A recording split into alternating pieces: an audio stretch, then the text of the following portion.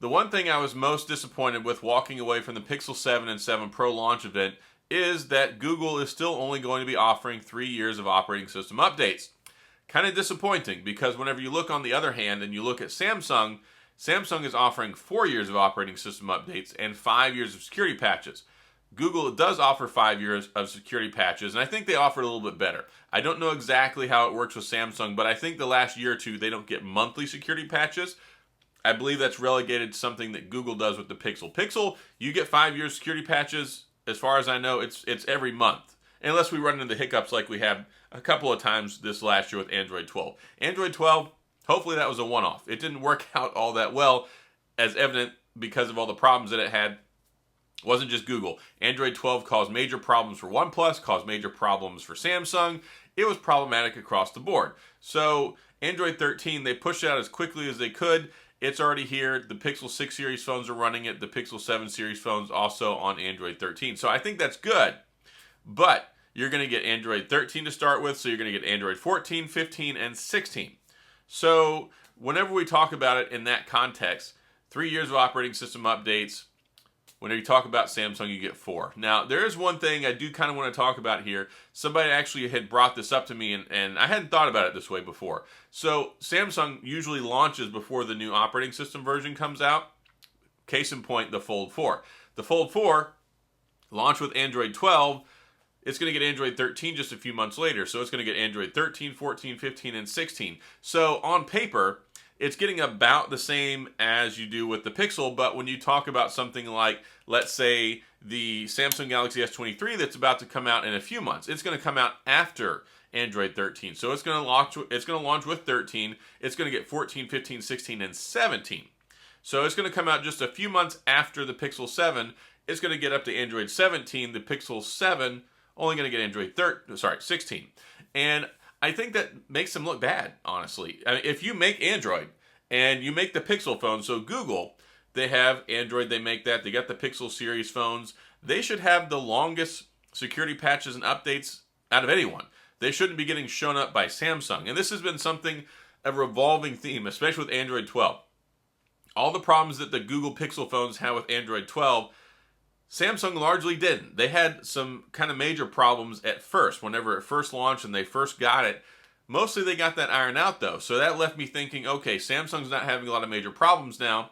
Really, it's only Google, and they're having problems with their phones, with the connections, with the modems, with the Bluetooth, with all sorts of different things. We're going haywire with certain people's phones with the Pixel 6 and Android 12. So, yeah. Samsung took they took way advantage of that. Samsung was Johnny on the spot. They were even coming out with the next month's security patches sometimes days or a week before the new month would even start, which is just insane. Samsung for the longest time was not known for having reliable updates getting pushed out all the time. There was a time you didn't want a Samsung phone, and they would only support them for like a year. If we go back to like the Note 6 and the Note 5, the Note 7, rest in peace, the Note 8, you might got 2 years. Maybe you might got 3 years, but there were dark times when you basically had to get a new flagship every year because they probably were only going to get one operating system update, and before One UI came about, it was kind of fragmented, and even still, it would be months after Android updates came out for Google. So one of the big selling points was to get a Google phone to guarantee the updates and to guarantee that they would continue to get security patches and monthly stuff. And, well, that's not really the case anymore. Of course, it is the case that you get those. But when you look at Samsung, the case is not that they're lagging behind when it comes to the software experience. They're leading. And they don't even make Android. They get Android from Google, and then they have to do all their stuff for One UI to customize it for their platform and put it on a lot of different phones. Now, Google does have a wider portfolio now. The Pixel 7 just launched the other day. It's going to be here in a few days. The Pixel 6, it's been out for a year. The Pixel 5, 4 series. That's all they're updating now, the 4 series. And the 4 series just got their last security patch. I mean, they're going to get one more maintenance patch out the door. But, yeah, the 4A, the 5, the 5A, we're only going back a couple of generations now. And Samsung is supporting a lot of phones for a lot of years. Of course, Samsung probably has a much bigger mobile division, but this is something I really expected to see out of Google, especially because they got the new Tensor chip. It's the second year of the Tensor chip. They got 2 years on this platform. The big thing is, and it's going to be hugely disappointing, if once we get everybody on the Tensor platform, which will be 2 years from now, that's when the remaining Pixel 4s and 5 series will be attritioned out through obsolescence and date expiration. They won't support them anymore.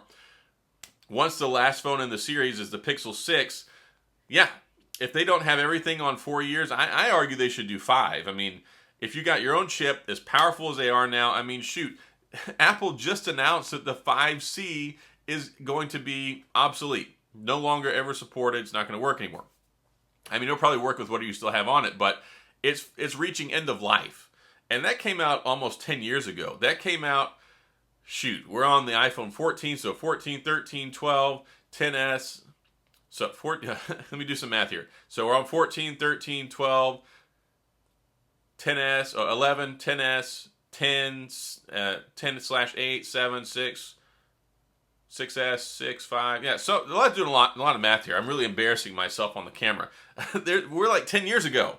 The 5S, I think, came out right after my wife and I got married. The first Apple phone I bought her, I think, was the 5 or the 5S. So we've been married 10 years this month, which, whew, time goes flying by fast. And if you haven't ever seen my wife's channel, she actually makes videos on Tesla. You should check her out. There's a link in the description. You can go there. It's Sarah J. Awesome.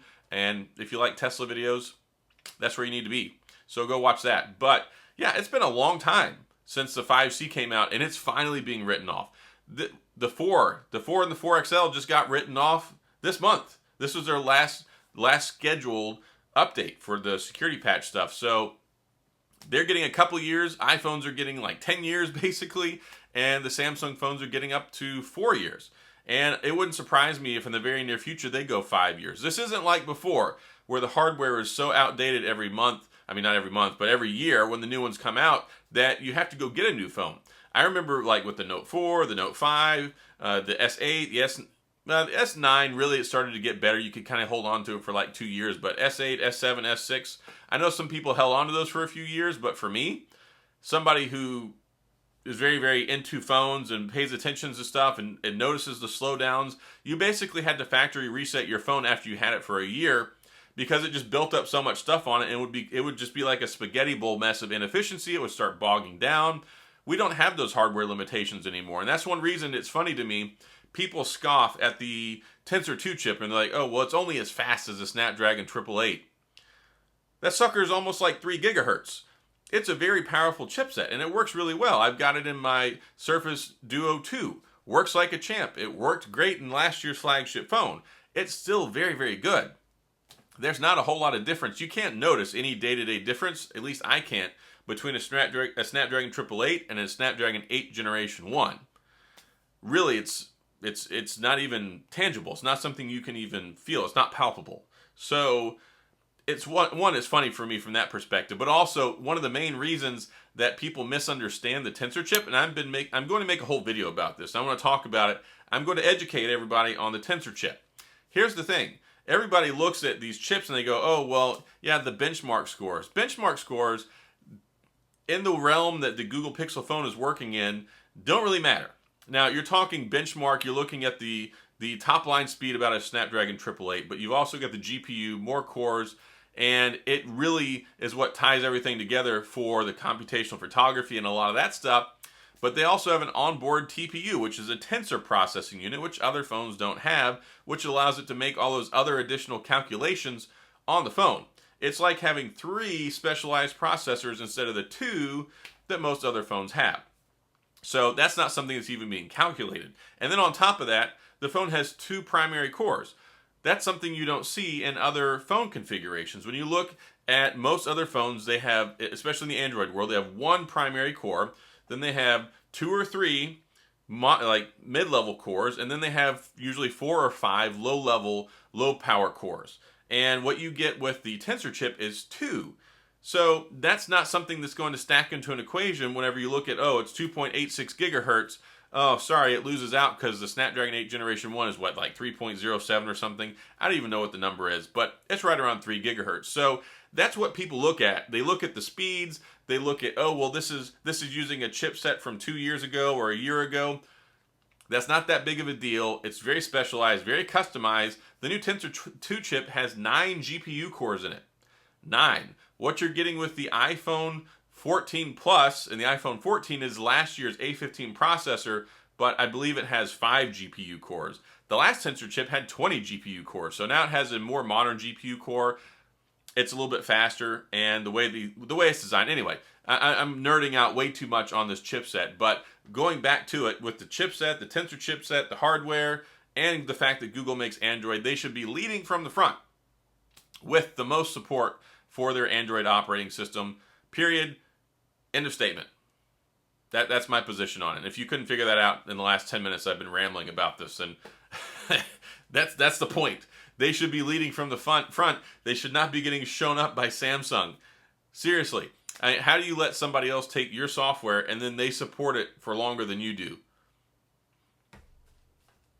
Anyway, so that's all I got. I'm going to wrap this one up. Let me know what your thoughts are. I want to hear your comments. Sound off on this one. I want to have some discussion on this. Do you think that it's embarrassing that Samsung supports them longer? Do you think that it's not that big of a deal that you get 3 years of operating system updates? Or should it be more? Especially when you look at Apple and they're giving you like 10 years. So, yeah. That's all I got. If you have any questions, comments, please go to the comments section. If you enjoyed the video, if you like this stuff, you like these Pixel videos, then you're in the right place. Hit the like and the subscribe button and the little notification bell if you want updates when new videos come out. And as always, thanks for being here. I appreciate you watching, and I'll see you guys next time.